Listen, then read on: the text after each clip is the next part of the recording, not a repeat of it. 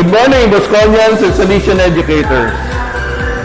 Here in Don Bosco Makati, we are now in our third week of face-to-face classes for limited grade levels, grade 6, 10, and 12.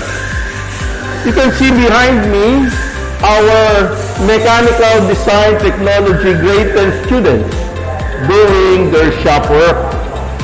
They are here, they are safe, they are home. This experience of finally coming to school has brought new life to these students. It has boosted the hope, especially of our parents, that next year, sana all our students will finally come to school. It has brought great joy to our teachers that finally they come face to face with their students so that they may really know them. As we are now in the month of April, we shall be celebrating an even bigger experience of new life, hope, and joy. 2 weeks from now will be Holy Week, the celebration of Jesus' passion and death, which then culminates in Easter, His resurrection, and the new life and salvation He has brought to these mysteries. My dear Bosconians, may I recommend 2 things. 1, let us finally get out of our shell now that the pandemic is at its tail's end. Come back to church and join in the liturgical and even devotional celebrations. Of course, always observing health protocols in this new normal. 2nd, let us go to the sacrament of reconciliation. Let us go to confession. The 2 years of the pandemic has deprived us of this important sacrament so dear to Don Bosco. Yes, as Christians, we are an Easter people. But as Bosconians, as members of the big Don Bosco family, we are even more an Easter family.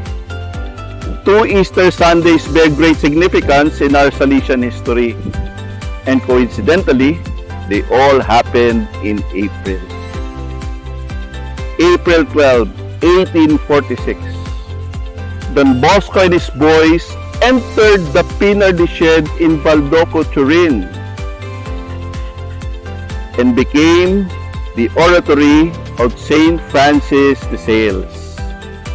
After wandering for so long, from place to place, from one church, one parish, to a field, finally, the work of Don Bosco has found a home. And if ever you are lucky enough to make a pilgrimage to Turin, to Baldoco, to the place of Don Bosco, visit the original Pinar de Shed.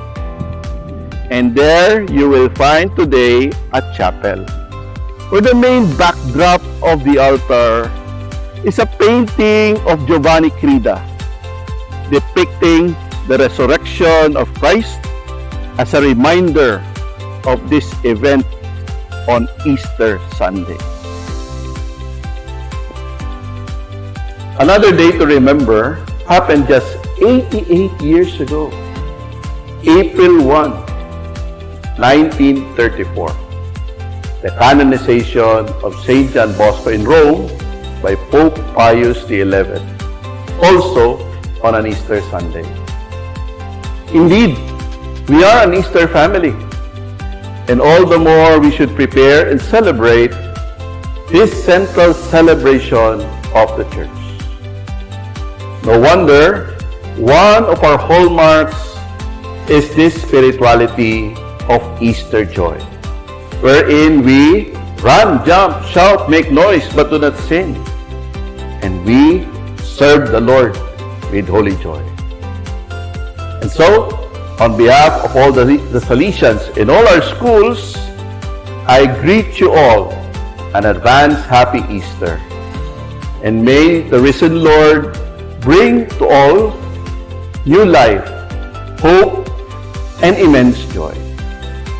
Good morning.